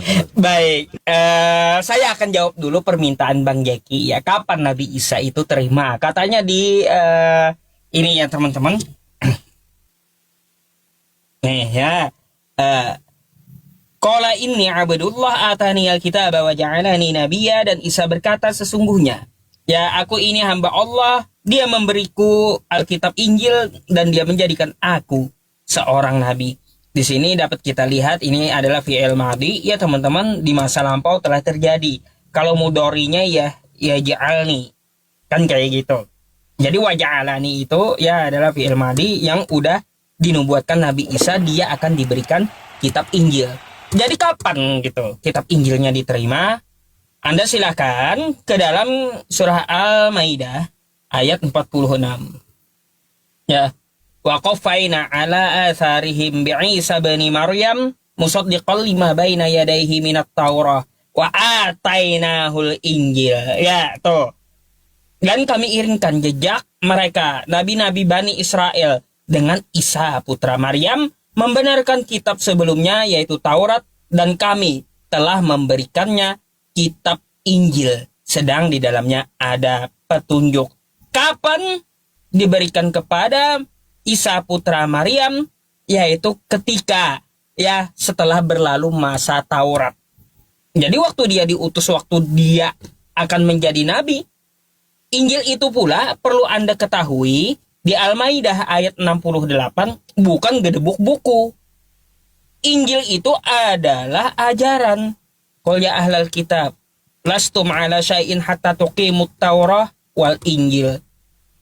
Katakan wahai ahli kitab, kamu tidak dipandang beragama sedikit pun ya hingga kamu menegakkan ajaran Bang. Taurat, Injil dan Al-Qur'an. Injil itu ajaran, bukan gedebuk kitab dari langit atau dibawa lahir oleh Nabi Isa gitu ya. Ya jelas artinya apa?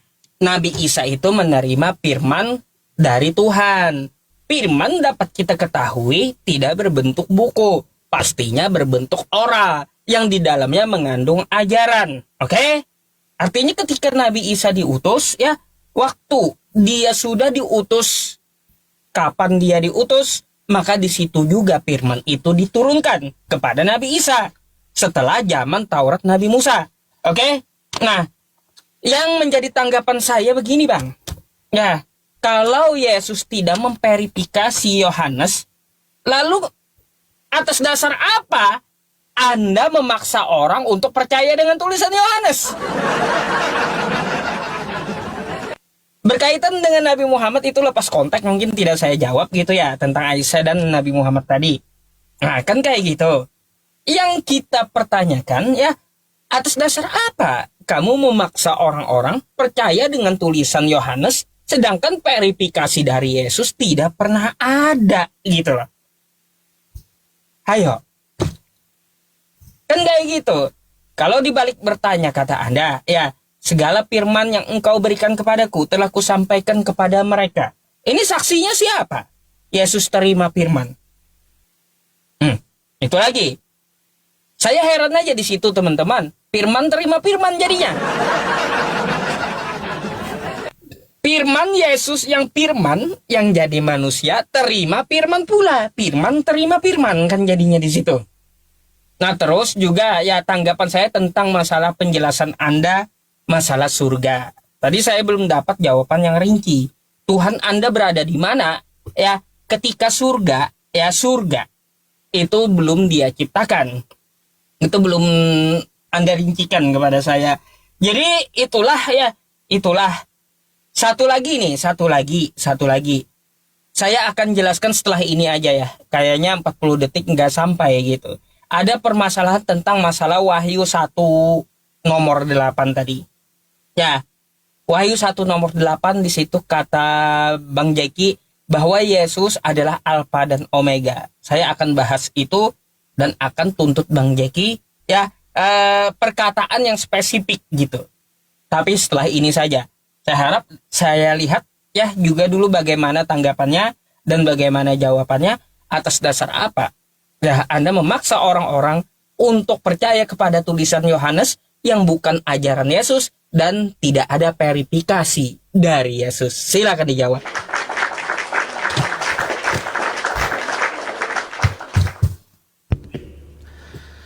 Oke. Baik. Sorry, belum.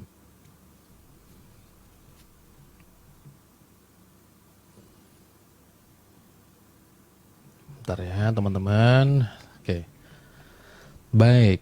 Tadi kan pertanyaan saya yang pertama ya, bagaimana Ustadz Yusuf PI menyatakan bahwa Injil sekarang menjadi ajaran, bukan kitab lagi Ustadz, atau bagaimana? Gitu ya. Nah, karena di dalam surah Maryam 30 yang Ustadz Yusuf PI juga sendiri sampaikan ya pada mula itu tadi yang di awal ya, di dalam bahasa Arabnya saya kira Ustadz Yusuf PI lebih tahu. Ya, dalam bahasa Arabnya disebut itu kitab apa bukan tuh Ustadz? Ya. Nah, disebutkan bahwa itu kitabah. Nah, lalu kemudian yang diterima jadi ajaran. Jadi sebenarnya kitab apa ajaran nih? Ya kan? Nanti dibilang lagi kitab berisi ajaran.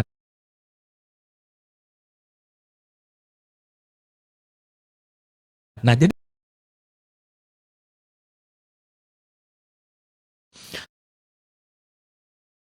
pertanyaan kita tadi kan sederhana itu, bahwa kapan itu diberikan? Ya, di dalam konteks apa dia mengajarkan itu kepada orang-orang Israel waktu itu gitu loh. Ya, dalam konteks apa? Nah, maksudnya ada ajaran dari Injil yang dia sampaikan itu apa sih? Di mana dia menerima kitab itu gitu loh. Yang problemnya adalah sekarang Ustaz, hari ini teman-teman dipaksa beriman kepada Injil, tapi kan tidak punya satupun tuh. Apapun, tidak ada. Nothing. Tidak punya apa-apa tentang Injil misalnya. Ya, tentang Injil. Karena teman-teman mengakui bahwa Taurat dari Tuhannya, Injil dari Tuhannya, Zabur juga dari Tuhannya. 3 kali ini Ustaz, sama-sama nggak ada semua. Ya, 3 kitab itu kan sudah tidak ada semua tuh. Nanti boleh tanggapin ya. Kok bisa 3-tiganya tidak ada dan 3-tiganya mengaku dari Tuhannya gitu loh. Satu pun tidak ada. Nah, maka tadi pertanyaan saya fokus kepada Isa tadi, bahwa di dalam konteks apa dia menerima wahyu itu. Ya, dia menerima firman itu tadi di surah berapa gitu. Karena yang Ustaz tadi sampaikan itu ajaran, sementara pengakuan Isa adalah kitab. Gitu loh, ya, adalah kitab. Nah, itu tadi saya minta ditanggapi teman-teman ya. Nah, berikutnya ya kan, tadi Ustaz mengatakan atas dasar apa memaksa misalnya orang percaya kepada Injil Yohanes misalnya teman-teman ya. Atas dasar kewarasan. Kenapa teman-teman sekalian?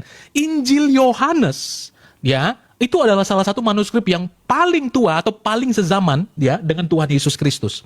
Ya, kurang lebih mungkin 19 sampai 20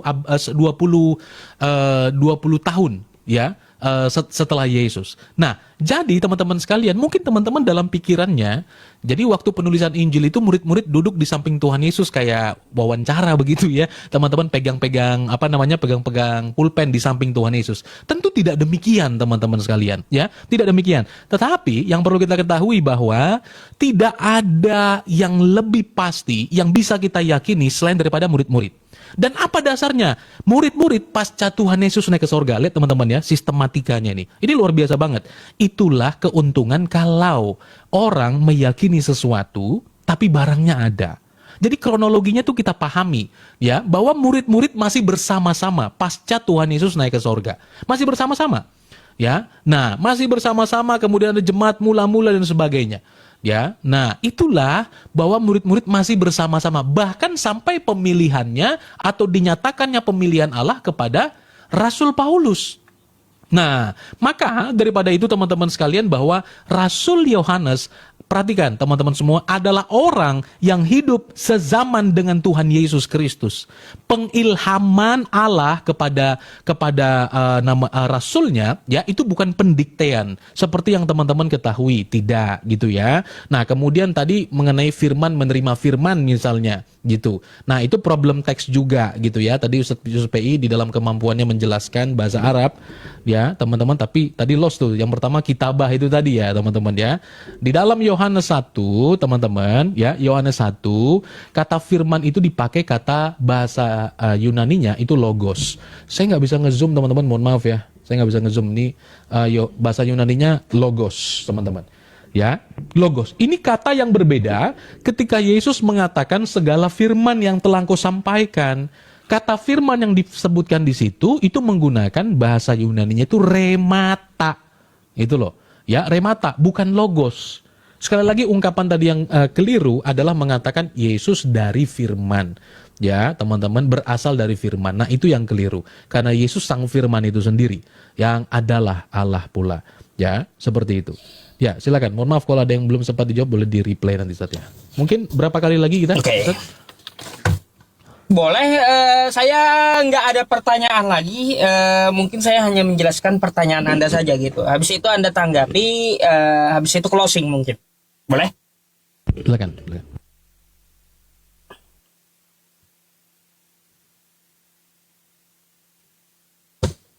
Oke, ya teman-teman, saya tidak akan bertanya lagi ke Bang Jeki. Ya, tinggal Anda aja menilai jawaban dia. Tetapi saya masih berkewajiban karena tuntutan masalah Injil tadi. Kata Bang Jeki di situ ya dikatakan kosakata kitab. Katanya kitab itu ya pastilah kita tahu bentuknya buku. Gak tentu Bang Jeki.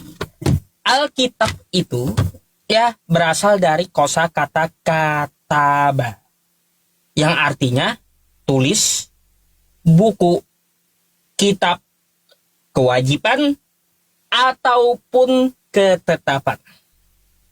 Contoh nih, saya kasih contoh ayat Qur'annya ya. Kosakata kitab bukan buku, tapi ketetapan.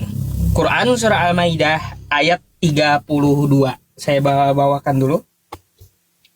Nih. Min ajli dzalik kata bena. Nih. Dari kosakata kataba yang diterjemahkan apa? Ketetapan. Satu lagi, ya, Al-Baqarah ayat 183. Nih. Ya ayyuhalladzina amanu kutiba. Diterjemahkan apa? Diwajibkan. Maka ketika di Maryam 30, ya, di Maryam 30, kosakata kitab di sini. Nih, ya. Artinya Nabi Isa itu menerima ketetapan dari Tuhan, maksudnya. Bukan terima buku, gedebuk buku kitab, bukan. Tapi ketetapan dari Tuhan. Nah, lalu mana ketetapan dari Tuhan itu? Ya, dapat kita lihat lagi. Nih, di Al-Maidah ayat 46 tadi saya jelaskan. Nabi Isa ini terima Injil. Dan kalau kita lihat Injil itu sekarang diletakkan Allah di mana? Nih, dan kami telah turunkan kepadamu Al-Quran dengan membawa kebenaran. Membenarkan apa yang sebelumnya. Jadi apa perkataan Nabi Isa di Al-Quran dan cerita tentang Nabi Isa di Al-Quran, itulah Injil yang pernah diturunkan oleh Allah Subhanahu wa Ta'ala kepada Nabi Isa. Gitu Bang Jeki maksudnya. Maka dari itu kata Allah, ambillah dan putuskanlah perkara ya antara mereka menurut apa yang diturunkan Allah. Karena apa? Al-Quran itu adalah kitab verifikasi dari kitab sebelumnya. Kitab-kitab atau ajaran sebelumnya itu telah berubah-ubah. Contoh kitab Anda, tiap tahun kan ada revisian yang terbaru. Maka sebenarnya yang pernah diturunkan kepada Nabi Isa itu seperti apa? Karena dapat kita lihat ya, Quran surah Al-Baqarah ayat 79. Fawailul lilladzina yaktubuna al-kitaba biaydihim thumma yaquluna hadza min 'indillah liyashtaru bihi thamanan qalila. Fawailul lahum mimma katabat aydihim wa wailul lahum mimma yaksibun. Celakalah orang yang menulis kitab, memasukkan ideologinya ke dalam kitab tersebut untuk mengambil keuntungan yang sedikit. Lalu dikatakannya ini dari Allah. Contohnya ada kitab yang setiap tahunnya selalu revisi gitu loh Bang. Untuk apa direvisi? Mengambil keuntungan yang sedikit. Lalu dikatakan ini kitab dari Allah. Firman Tuhan bisa direvisi manusia. Waduh, wa ma huwa min indillah. Padahal itu bukan kitab dari Allah. Makanya Allah simpan bagaimana ajaran Nabi Isa yang sebenarnya. Inna hadza la fis suhufil ula. Al-Quran ini adalah kitab yang utama. Silahkan Anda lihat Al-Quran. Apa cerita tentang Nabi Isa dan apa yang diajarkan Nabi Isa. Innallaha huwa rabbi wa rabbukum fa'buduh. Hadza siratum mustaqim. Dan menyembah Tuhan Allah adalah jalan yang lurus. Itulah Injil, mentauhidkan Tuhan semesta alam. Itu maksudnya. Jadi lihatlah gitu, lihatlah. Makanya kami tidak mengatakan kitab Anda salah semua. Kalau diverifikasi oleh Al-Quran, maka kami akui itu adalah kebenaran dari Yesus. Enggak kami katakan salah semua. Gitu. Makanya kan ada di kitab Anda, aku akan kembali kepada Bapakku dan Bapamu, Tuhanku dan Tuhanmu, Allahku dan Allahmu. Makanya di Al-Quran, Innallaha huwa rabbi wa rabbukum fa'buduh. Sesungguhnya Allah adalah Tuhanku dan Tuhanmu. Gitu maksudnya. Tanggapan akhir Bang, tanpa pertanyaan. Dan habis itu saya closing duluan, habis itu Anda closing. Oke. Ya, jadi yang pertama Ustadz Yusuf PI menunjukkan bahwa kata itu juga dipakai untuk bla bla bla. Tapi kata itu tidak persis sama itu. Bisa disebutkan ketetapan, bisa disebutkan ajaran, ya.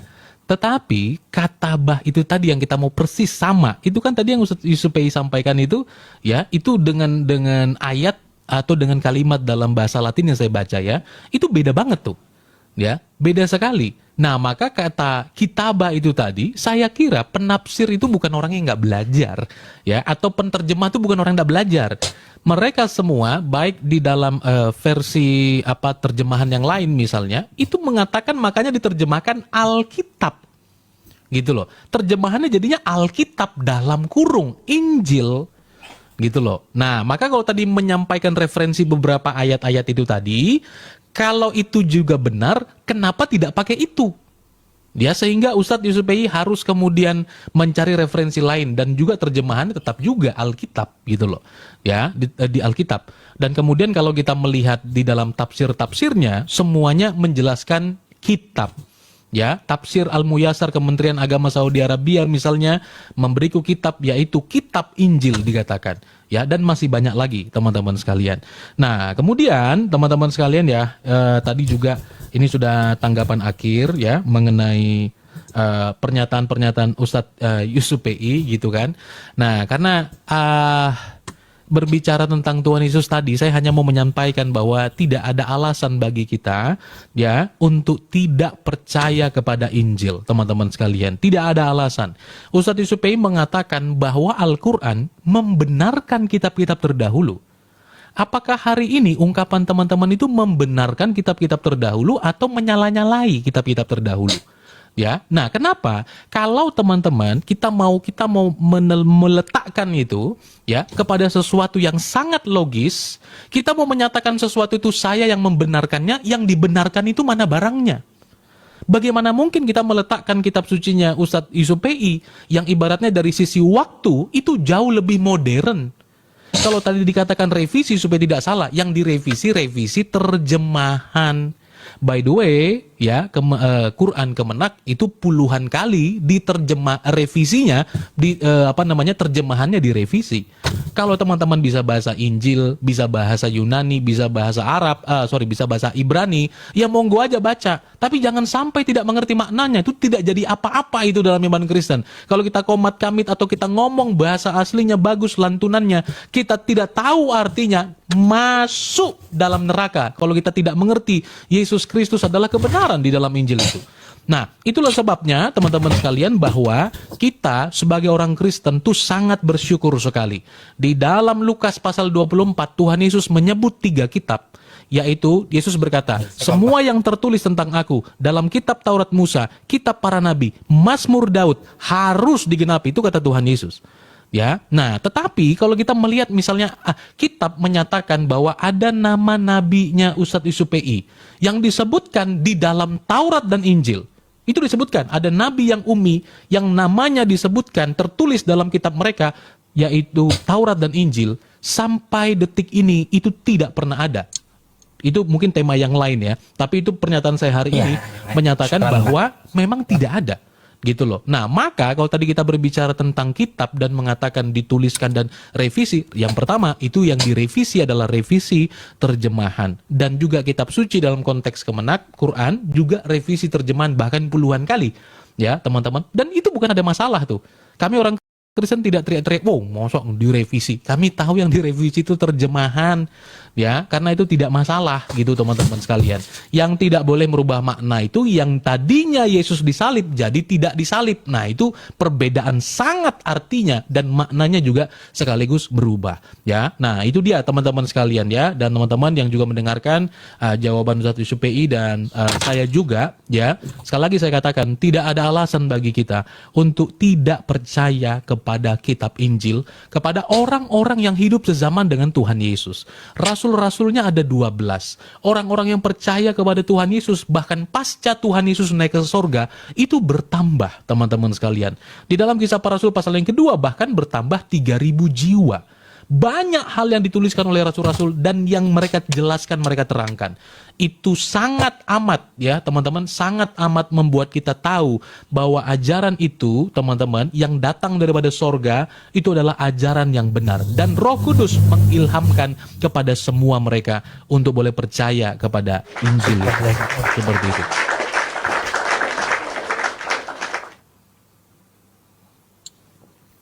Oke, Baik. kita penutup Closing, ya berarti ya. Silakan Bang. Oke, terima Bang Jeki. Ini closing akhir dari saya, tapi sebelum itu Bang Jeki ya bisa tolong diperhatikan dulu closingnya ya, tentang permasalahan kosakata kitab yang Anda permasalahkan. Kosakata Alkitab tadi ya, itu artinya menulis Bang, bukan sebuah buku. Makanya dia di dalam bahasa Arab itu ada namanya perubahan bentuk atau makna. Makanya nih bisa berubah-ubah.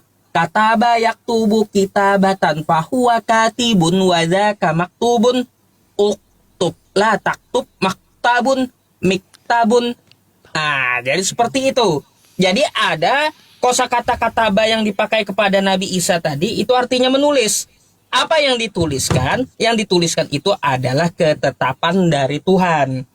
Jadi ada kosakata Alkitab kayak gini, seperti yang Anda permasalahkan di kosakata Alkitab, Alkitabun di Maryam 30. Ini asal kosakatanya tulis. Ini ada kosakata al, ini adalah isim ma'rifah dalam bahasa Arab. Kalau kita bahasa Inggris kan itu sebuah kekhususan. Bahasa Inggris ada white house, rumah putih. Ada the white house. The white house, gedung putih. Kan kayak gitu. Bedanya seperti itu. Kosakata the itu menandakan kekhususan, sama kosakata al di bahasa Arab. Nah, gitu. Jadi yang namanya Alkitab adalah firman Tuhan yang tertulis yang diturunkan kepada Nabi Isa, bukan kepada nabi lainnya. Dan tidak ada firman yang lainnya yang diturunkan kepada Nabi Isa. Makanya dalam kurung Injil sebutannya. Gitu. Karena yang kita kenal itu adalah Injil. Jadi yang diturunkan itu bukan buku, tapi ketetapan dari Tuhan kepada khusus Nabi Isa. Maksudnya Alkitab itu. Itu tata bahasa Arab di dalam Al-Quran. Terus ya Bang Jeki, saya hanya membawakan sebuah ayat sebagai perenungan kita. Teman-teman yang Muslim dan Kristen, silahkan Anda ya menyimak ayat yang saya bawa ini. Mari kita merenung sedikit ya. Nih, dalam Quran surah Ali Imran ayat 78 ya. Qala Allah Ta'ala ya, a'udzubillahi minasyaitonirrajim. Wa inna minhum lafariqan yalwuna alsinatahum bil kitab litahsabuhu minal kitab wa ma huwa minal kitab wa yaquluna huwa min indillah wa ma huwa min indillah wa yaquluna 'ala Allahil kadziba wa hum ya'lamun. Apa terjemahnya? Sesungguhnya di antara mereka ada segolongan yang memutar-mutar lidahnya membaca Alkitab agar kamu menyangka yang dibacanya itu sebagian dari Alkitab. Padahal ia bukan dari Alkitab. Dan mereka mengatakan yang dibacanya tadi itu datang dari Allah. Padahal itu bukan dari sisi Allah. Mereka berkata dusta terhadap Allah, sedang mereka mengetahui. Jadi renungkanlah ya teman-teman semuanya, tidak ada ya Allah itu menurunkan sesuatu yang dusta. Tetapi ada golongan manusia yang membaca kitab, syukron, yang membaca kitab agar kita menyangka bahwa itu adalah Alkitab. Padahal itu bukan Alkitab. Dan mereka mengatakan ini dari Allah dan langsung ditolak Allah. Wa ma huwa min indillah. Padahal itu bukan dari Allah. Mereka hanya berdusta terhadap Allah gitu ya. Na'udzubillahi min dzalik. Jadi seperti itu sebagai renungan kita. Maka dari itu teman-teman, jika ingin melihat Injil atau ajaran para nabi terdahulu, maka lihatlah Al-Quran. Inna hadza lafis suhufil ula. Sesungguhnya Al-Quran ini adalah kitab yang sangat utama gitu. Suhufi Ibrahim wa Musa, yang di dalamnya sudah tercantum ada suhuf-suhuf pengajaran dari Abraham dulu sampai Nabi Musa sampai Nabi Isa. Maka dari itu ya teman-teman, shadaqallahul azim, maha benar Allah dengan segala firman-Nya. Dan terima kasih untuk Bang Jeki ya atas diskusinya malam hari ini. Saya mohon maaf kalau ada kekurangan penyampaian, kosakata yang menyinggung ya. Dan semoga diskusi ini menjadi penambah wawasan dan bahan berpikir untuk kita semuanya. Terima kasih.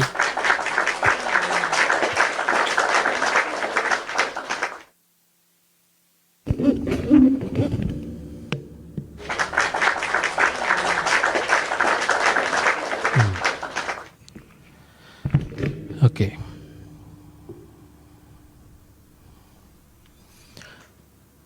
Baik. Teman-teman sekalian, sekali lagi terima kasih untuk Ustadz Syupe'i ya dan waktunya. Kita bersyukur teman-teman sekalian bahwa kita adalah orang percaya.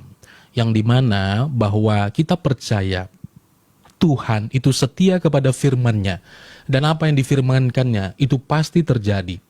Dan sang firman akan melakukannya dan tidak mungkin gagal. Itu seperti apa yang dikatakan oleh firman Tuhan. Ya, dan firman yang keluar dari mulut Tuhan akan mengerjakan dan tidak mungkin gagal. Nah, teman-teman sekalian terkasih dalam Tuhan Yesus Kristus, bahwa kita percaya Allah juga tidak gagal. Dia menjaga firman-Nya.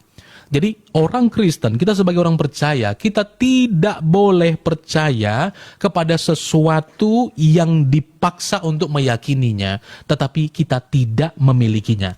Maksud saya adalah bahwa firman Allah itu tidak mungkin gagal untuk dijaga. Tidak akan mungkin siapapun bisa gundul manapun, tidak akan mungkin bisa mengganggu, merusak firman Allah. Tidak bisa. Oleh karena itu, dia yang menjaganya. Dia yang kemudian mempertahankannya. Ya, teman-teman sekalian. Nah, ini yang perlu kita ketahui. Oleh sebab itu, sekali lagi saya ulang. Yesus berkata, semua yang tertulis tentang aku dalam kitab Taurat Musa, kitab para nabi, Mazmur Daud harus digenapi. Lalu bagaimana kita tahu bahwa Yesus menggenapinya? Sementara misalnya ada yang mengaku beriman kepada hal-hal tersebut, tapi satu pun tidak ada barang bukti sebagai pembuktian ini benar atau tidak. Tapi Yesus menyebut 3 kitab. Kecuali Yesus Kristus menyebut 3 kitab yang kita nggak tahu. Kitab kerutat-kerutut, kitab ting-ting-kruing, atau kitab geludak-geluduk harus digenapi. Kitab apa itu? Kita pasti orang Kristen juga nggak tahu. Udah pokoknya kita imani saja bahwa kitab itu pernah ada misalnya. Kita jadi aneh. Tapi waktu Yesus menyebut 3 kitab dan 3 kitab itu ada semua, ya, pernyataan itu menjadi benar. Jadi kita lantas memang tidak bisa percaya kepada sesuatu yang menyatakan misalnya membenarkan. Membenarkan apa misalnya? Ya, karena yang diyakini sudah tidak ada. Nah, oleh sebab itu teman-teman sekalian bahwa apa yang sudah dikatakan oleh Rasul Paulus dan para rasul yang lain bahwa antikristus sudah muncul. Orang-orang yang memutarbalikkan Injil telah muncul dikatakan sejak dari zaman Yesus. Itu disampaikan sejak dari zaman rasul-rasul. Orang-orang yang berusaha memutarbalikkan firman yang seolah-olah Injil, yang seolah-olah kebenaran, tapi ternyata itu bukan sesuatu yang benar. Teman-teman, tidak ada alasan untuk tidak percaya kepada kitab Injil, karena itu adalah firman Allah. Perhatikan apa yang Tuhan Yesus katakan, dan masihkah kita berpikir ini hanya manusia? Tuhan Yesus berkata, inilah kehendak Bapa-Ku, yaitu setiap orang yang melihat anak dan percaya kepadanya beroleh hidup yang kekal, dan supaya aku membangkitkannya pada akhir zaman. Saya mau tanya kepada teman-teman sebelah, menurut kalian siapa yang membangkitkan orang pada akhir zaman? Akankah kalian menyebut nama Nabi atau menyebut nama Tuhanmu? Yesus berkata, aku bangkitkan pada akhir zaman. Apakah ada manusia bisa menyatakan seperti itu? Tidak ada. Ungkapan Yesus berikutnya. Tuhan Yesus berkata dalam Yohanes 10 ayat 28. Yesus berkata, teman-teman sekalian, bahwa aku memberikan hidup yang kekal. Waktu saya tanya kepada teman-teman lintas iman, menurutmu teman-teman, siapakah yang memberi hidup kekal? Akankah engkau menyebut nama nabimu atau menyebut nama Tuhanmu, sang pemberi hidup kekal itu? Saya ragu kalau teman-teman menjawab nama nabi, tapi kamu akan menyebut nama Tuhanmu. Lalu siapa Yesus?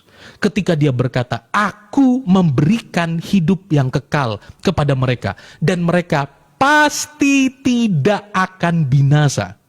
Satu-satunya kitab suci untuk keselamatan yang menyatakan pasti hidup kekal, itu hanya dalam Alkitab dan pernyataan Tuhan Yesus sendiri. Oleh karena itu, teman-teman sekalian, Tuhan Yesus berkata, dia yang memberi hidup kekal dan dia yang membangkitkan pada akhir zaman.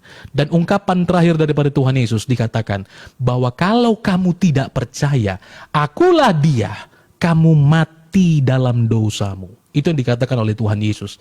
Oleh sebab itu, bahwa Injil adalah firman Allah, dan tidak akan mungkin ada satupun manusia mampu dapat mengubahnya. Karena sang firman Allah itu adalah kebenaran. Iya dan amin. Oke, terima kasih. Terima kasih banyak. Nanti tema yang lain bisa melalui WhatsApp lagi ya. Nanti ada tema yang saya ajukan lagi. Boleh. Oke. Terima kasih Ustadz, selamat malam. Terima kasih. Ya, selamat Sehat-sehat malam. selalu, Saya izin Ustadz. pamit dulu. Ya, Sehat selalu. terima kasih. Sehat selalu juga. Terima kasih. Oke, teman-teman semuanya, di closingnya ada statement yang ya saya rasa itu adalah sebuah framing yang wajib dan harus saya jawab gitu ya. Siapa yang menghakimi di yaumil qiyamah nanti? Maka mari kita buka sebuah ayat. Ya, bukanlah Yesus yang menghakimi, tetapi alaihissallahu bi ahkamil hakimin. Bukankah Allah hakim yang seadil-adilnya? Ya, gitu kawan-kawan. Kalau Yesus atau Nabi Isa, apakah dia akan menjadi hakim di yaumil qiyamah nanti? Enggak. Nabi Isa atau Yesus itu malah dihakimi gitu, dihakimi. Nih ya. Nih, mari kita baca Al-Maidah 116. Wa idza qala Allahu ya Isa ibn Maryam, a anta qulta lin-nasi takhiduni wa ummi ilahaini min dunillah? Qala subhanaka ma yakunu li an aqula ma laysa li bihaq in kuntu qultuhu faqad 'alimtah ta'lamu ma fi nafsi wa la a'lamu ma fi nafsik innaka anta 'allamul ghuyub. Dan ingatlah ketika Allah berfirman, konteksnya ini di mana teman-teman? Di hari pembalasan nanti. Allah akan mengumpulkan seluruh nabi dan langsung berfirman kepada Nabi Isa. Nabi Isa langsung atau Yesus langsung dihadapkan kepada para penyembahnya. Langsung ditanya Allah, Hai Isa putra Maryam, adakah kamu mengatakan kepada manusia, jadikanlah aku dan ibuku dua Tuhan selain Allah? Maka Nabi Isa menjawab, ya, Maha suci engkau. Tidak patut bagiku mengatakan yang bukan hakku mengatakannya. Jika aku pernah mengatakannya, kata Nabi Isa, aku adalah Tuhan dan sembahlah aku, maka tentulah engkau telah mengetahuinya. Jadi seperti itu. Selama di dunia, padahal kata Nabi Isa, ma qultu lahum illa ma amartani bihi ani'budullaha rabbi wa rabbakum. Padahal selama di dunia, kata Nabi Isa, aku tidak pernah mengatakan kepada mereka kecuali apa yang diperintahkan Allah kepadaku, yaitu sembahlah Allah, Tuhanku dan Tuhanmu. Itu yang diajarkan Nabi Isa. Maka dari itu, ya teman-teman semuanya, ya Yesus berkata di Matius 7 nomor 21, pada hari akhir dia akan mengusir yang menuhankan dan yang memakai nama Yesus. Makanya di Al-Quran kita direkam, Nabi Isa akan dihakimi atau Yesus akan dihakimi oleh Allah di hari kiamat nanti. Padahal Yesus atau Nabi Isa mengatakan di dalam Lukas 4 nomor 8, sembahlah Allah, kepada dia saja engkau berbakti. Nabi Isa mengatakan, ma qultu lahum illa ma amartani bihi ani'budullaha rabbi wa rabbakum. Aku tidak pernah mengajarkan kepada manusia kecuali sembahlah Allah, Tuhanku dan Tuhanmu. Makanya Yesus ada juga berkata kan, aku akan kembali kepada Bapakku dan Bapamu, kepada Allahku dan Allahmu. Itu ya di hari kiamat. Jadi kayak gitu ya teman-teman semuanya. Kalau bahas itu ya pasti hangus Kristen sama saya. Nggak bakal bisa diwaluhi saya. Kawan kita kebanyakan makan pepaci masalahnya.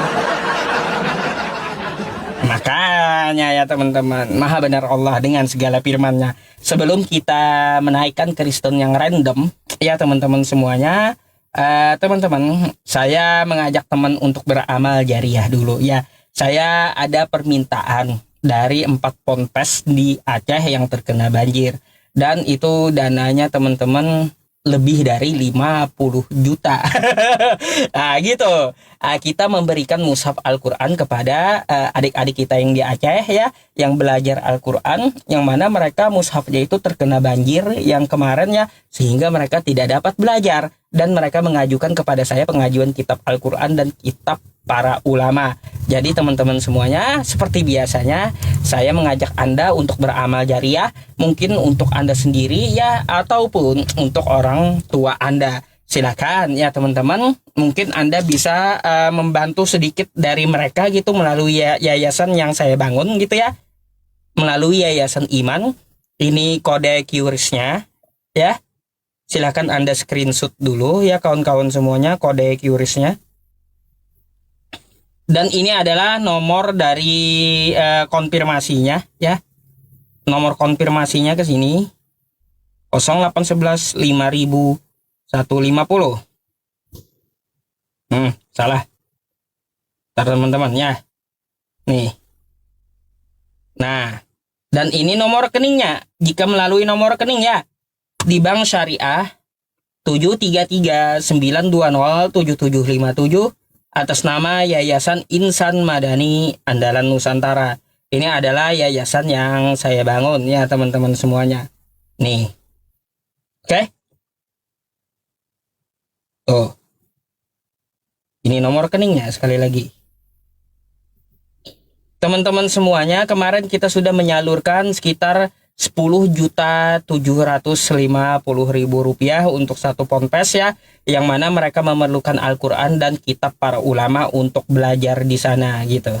Terima kasih kepada para ahlu sedekah yang telah menyisihkan hartanya ya untuk adik-adik kita yang belajar di Aceh yang terkena banjir. Semoga Allah Subhanahu wa Ta'ala mencatat sebagai amal yang mengantarkan Anda maupun almarhum dari orang tua Anda ke jannahnya Allah Subhanahu wa taala. Amin ya rabbal alamin. Nah, gitu. Kenapa teman-teman semuanya? Ya, saya memilihkan sodakoh yang mana sodakohnya itu mengalir. Memang sekali lagi ya teman-teman, sodakoh yang utama itu menurut hadis adalah mengalirkan air. Nah, di sini dari hadis ini saya mempelajari berarti sodakoh yang afdol itu adalah yang mengalir. Nah, ini kita alirkan ilmu, yaitu dari mushaf Al-Quran yang mana mereka baca berulang kali, terus mereka juga hafali dan mereka pelajari sehingga ada di sanubari dan di ingatan mereka itu hafalan dan pelajaran Al-Quran. Maka generasi ke depan dia akan mengajarkan kembali kepada santri-santri yang akan datang, sehingga amal jariah tersebut memecah menjadi banyak dari masa ke masa. Jadi kenapa saya memilih alasannya untuk membagikan mushaf Al-Quran di seluruh Indonesia? Karena itulah amal jariah yang mengalir yang paling bagus saat ini, gitu. Oke, ya teman-teman semuanya, mari kita menaikkan kawan Kristen yang lainnya ya. Pertama ya teman-teman, dari umat untuk umat, bukan dari umat untuk saya. Jujur ya teman-teman semuanya, kalaupun saya ada kekurangan saya pasti ngomong gitu. Ya, udah berapa lama saya membagikan mushaf Al-Quran ini?